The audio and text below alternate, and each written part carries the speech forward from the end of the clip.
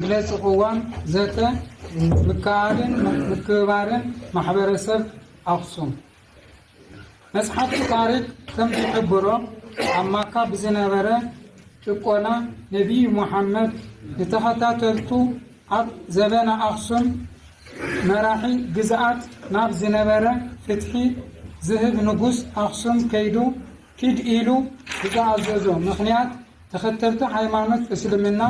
مجمّريا جزء ناب أفريقيا إثيوبيا نحزي متصوعي تجراي كم زعتون نايتوان نقص أخصم كم تقبلون كل زفلتو حقي كابزوان جميرو ባህሊ ምክብባርን ምካዓልን አመንት ሃይማኖት ክርስትናን እስልምናን በዘመናት እናተሃነጸ ዝመጸ መግለጽ ታሪክ ህዝብ ትግራይ እዩ ጸኒሑን ዝቅጽል ዘሎ ብፍላይ እዚ ጠቃሚ ባህሊ ምክብባርን ምካዓልን ሕገ መንግስታዊ ስሪት ካብ ዝርከብ ንድሓር አቦታት ክልቲኦም ሃይማኖት መንግስቲ ኣብ ዘዳለዎም መድረኻት ጉባኤ ሰላም እና ተሳተፈን እና ዘተዩን ሃይማኖት መሰረት ዝገበሩ ጎንጽታት ንኸይፍጠሩ ብዕቱብ እና ሰርሑ መጽዮም እዮም ከምናይ ሕዚ ውፅኢት እቲ መበቀሉ ስልጣነ ስሪት ሃይማኖት ስርዓት መንግስትን ምምሕዳርን ምልማድ ሕርሻ ስነ ህንፃን ኪነ ጥበብን ማእከል ቱሪዝም ዝኾነት ታሪኻዊትን ጥንታዊትን ከተማ አክሱም በሓፈሻ መንግስትና ማሕበረሰብናን ብፍላይ ድማ አካላት ጸጥታ ብዝገበርዎ ዘይተሓለለ ጻዕሪ ሰላምን ምርግዓን ተሓሊ እዩ ዓበይቲ ህዝባውያን ሃይማኖታውያን በዓላት ፍጹም ሰላማዊ ብዝኾነ አገባብ እናተኸበሩን እናተባዓሉን መጽዮም እዮም እዚ ንኣመንቲ ክልቲኡ ሃይማኖት ብሰላምን ፍቅርን ተኸኢሎም ካብ ምንባር ብተወሳኺ ጸጋ ቱሪዝም ከተማና ብዘይ ምንም ኣፈላላይ ብሓባር ንኽንጥቀመሉ ሰፊሕ ዕድል ዝሃበና እዩ ይኹን እምበር ኣብ ቀረባ እዋናት ነዚ ዝጻብኡ ምልክታት ግጭት ይረአዩ ስለ ዘለዉ ንመዓልትታት ዝጸንሐ መንግስቲ ዘማእኸሉ ናይ ዘተን ምርድዳእን መድረኻት በብሃይማኖትና ክነካይድ ጸኒሕና ኣለና ሎሚ ሚያዝያ 12/2018 ዓ.ም ድማ ናብ ሓደ መድረኽ መጺና ሚእቲ ዝኣኽሉ ተወከልቲ ኣመራርሓን ኣመንቲ ክልቲኡ ሃይማኖት ዝተሳተፈሉ መዛዘሚ መድረኽ ዘተ ምክብባርን ምክዓልን ማሕበረሰብ ኣክሱም ብምክያድ ናብ ዝስዕብ መደምደምታን ቅዋም መግለጽን በፂሕና ኣለና ንሕና ወረዳ ኣመራርሓ እስልምና ሃይማኖት ድሕሪ 2013 ዓ.ም ከምቲ ልሙድ ምስ ኣሕዋትና ክርስቲያን ብዘይ ብቑዕ ምርድዳእ ሓደሽቲ ነገራት ዝተኣታተዉ ብፍላይ ድማ ካብ ጥቅምቲ 2017 ዓ.ም ንድሓር ብሓባር ኮፍ ኢልና እንዝትየሉ ዝነበርና መድረኽ ጉባኤ ትካላት እምነትን ሰላምን ክንሳተፍ ፈቃደኛታት ብዘይ ምዃንና ብምምሕዳር ከተማና ኣብ መዳይ ሰላምን ምርግጋፅን ዝሃቡና ሓበሬታትን ኣብ ኣንፈታትን መሊእና ኣብ ምኽባርን ብዝነበረ ክፍተት ምኽንያት ነገራት ካብ ኢን ምህንን ወፂኦም ክኸዱ ክኢሎም እዮም እዚ ድማ ኣብ ምእመናን ክልቲኡ ሃይማኖት ዘየድሊ ግጭት ንኽፍጠር ምኽንያት ኮይኑ እዩ ስለ ዝኾነ ካብ ሎሚ ንድሓር ከምዚ ዓይነት ጸገም ንኸይፍጠር ምስ ምምሕዳርናን ኣሕዋትናን ኣመራርሓ ሃይማኖት ኦርቶዶክስ ተዋህዶ እናተራኸብና እናተረዳዳእና ብዝግባእ ክንሰርሕ ከም ዝግበአና ተገንዚብና ኣለና ንሕና ናይ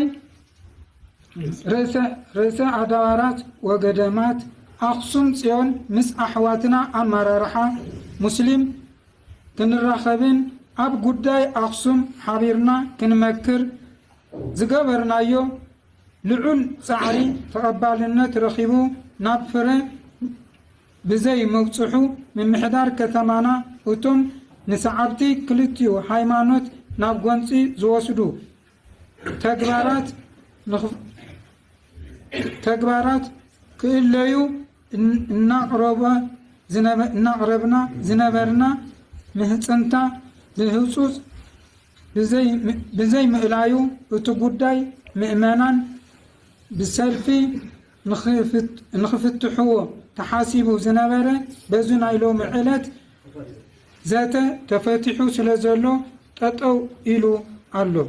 سلازو خانة نحنا توكلتي أمرارحان أمنتين كلتي حيمانوت السعيد بعل 4 أقام مجلسي أو تينا لنا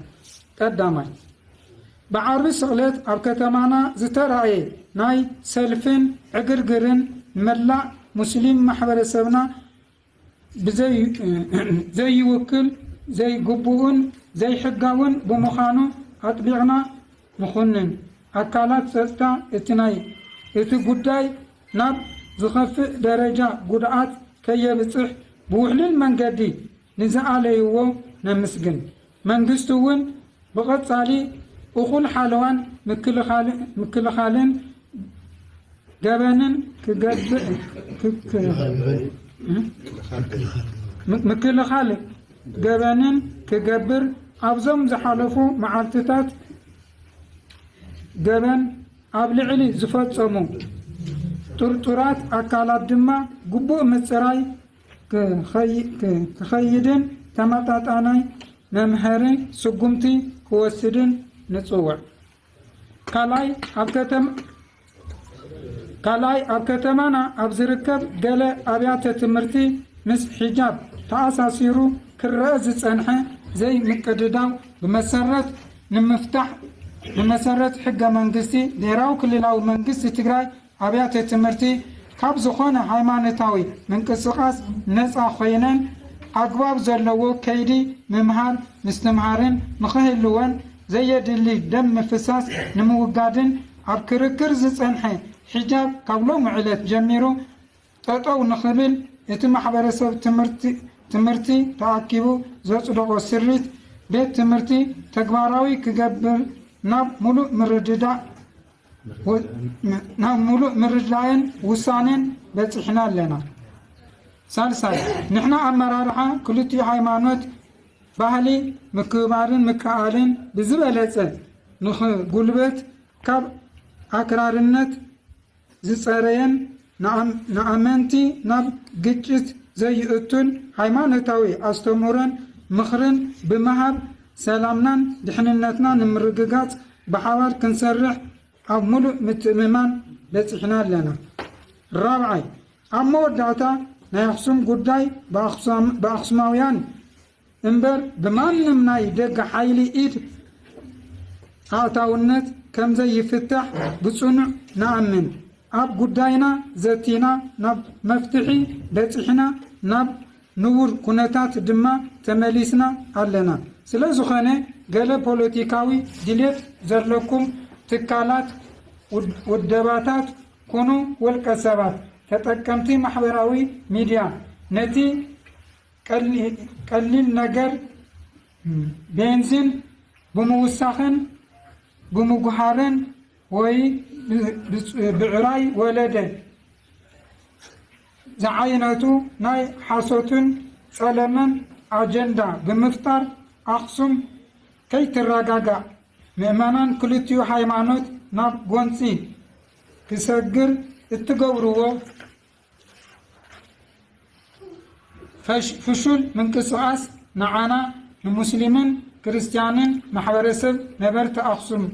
ነበርቲ ከተማ ኣኽሱም ዘይውክል ዘይገልጸናን ብምዃኑ